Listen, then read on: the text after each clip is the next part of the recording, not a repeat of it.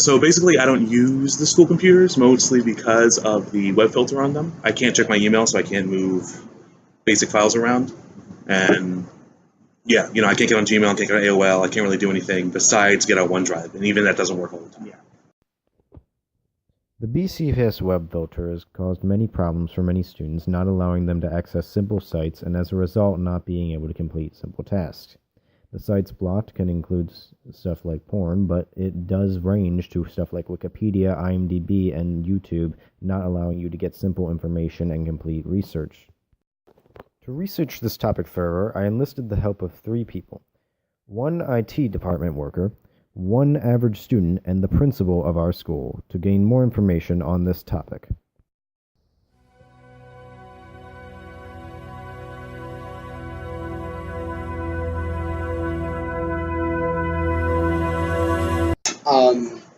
A lot of students have had problems, like the web filter tends to make it hard to connect to the internet, whether it be a home network, a network, even the network here. So, like, um, it's it's fairly stable connecting to the school network, but I get a lot of complaints being like, yeah, it doesn't connect at home, and that's because when the laptops connect to a new network, they go through a Microsoft website, uh, Microsoft Connect Test.net or something like that.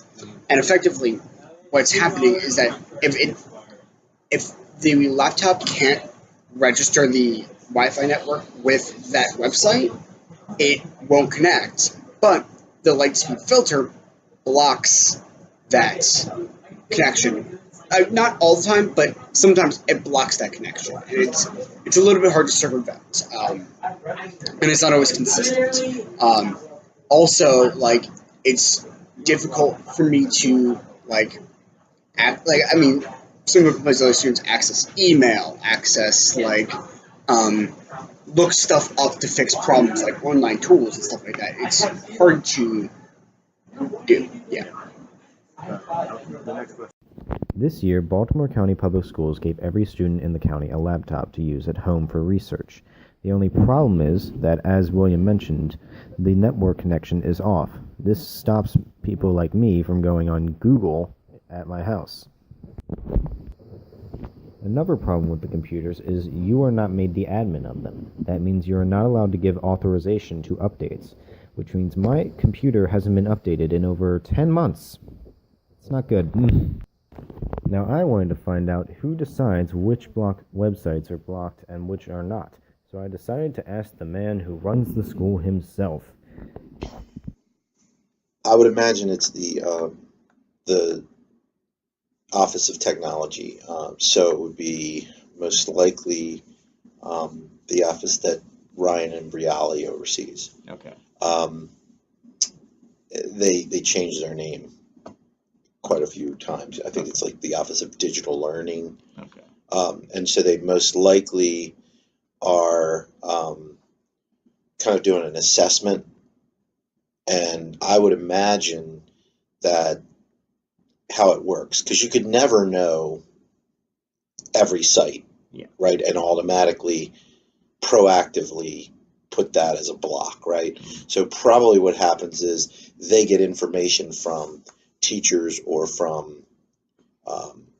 schools, individual schools that say, hey, just give you a heads up, kids are using this site and it is problematic because it doesn't have the security features that we want, and whatever those reasons are, and then they most likely get calls or suggestions from individual schools, and then they're able to then reactively block. I would imagine they probably have a list of things that they already knew they were going to block, prior to, obviously. But I would think I would think that it is what's the right word here? I think it's basically ongoing, right? It's constantly changing. So it's I'm sure it's probably and this might be something you want to do. you might want to go on that website. Yeah. You can go to the BCPS homepage, and it has an offices tab, and find that Office of Innovative and Digital Learning, or you'll maybe have to look at a couple different offices, but you're looking for the name Ryan Imbriali is, I think, the supervisor of that, and then you'll know you're in the right office. And they may actually have a list of criteria. Okay. And that criteria, again, I don't know if this is the case, but knowing how the school system works with major things like this, it's probably negotiated by the Board of Education, right? So they probably developed a list of criteria for technology-wise, meaning like does the site itself have its own security issues, right? Is the content, obviously that's going to be one of the criteria. Is the content appropriate for school-age students, that kind of thing? Does the ability to access it, have an educational purpose, right? Does it have enough of one, And I bet you that you might even find that the list of criteria is published for the public to see, how they choose what's blocked and what's not blocked. So I decided to contact the office. Hello, I am making a documentary on the BCPS Web filter, and I was wondering if I could talk to and maybe interview you and your team in order to find out which websites you decide to block. I sent them this message twice because they didn't get back to me the first time. The second time, they responded with, yes, I'm sure I can make arrangements. Are you a student? I said, yes, and I am available anytime. They didn't respond, and this project is due tomorrow, so I don't have time to follow up with a date. So what should be done in order to fix the obvious problems of the system? There should be a better way to access sites that you like request access to sites, and also not don't have a blanket filter over one kind of website.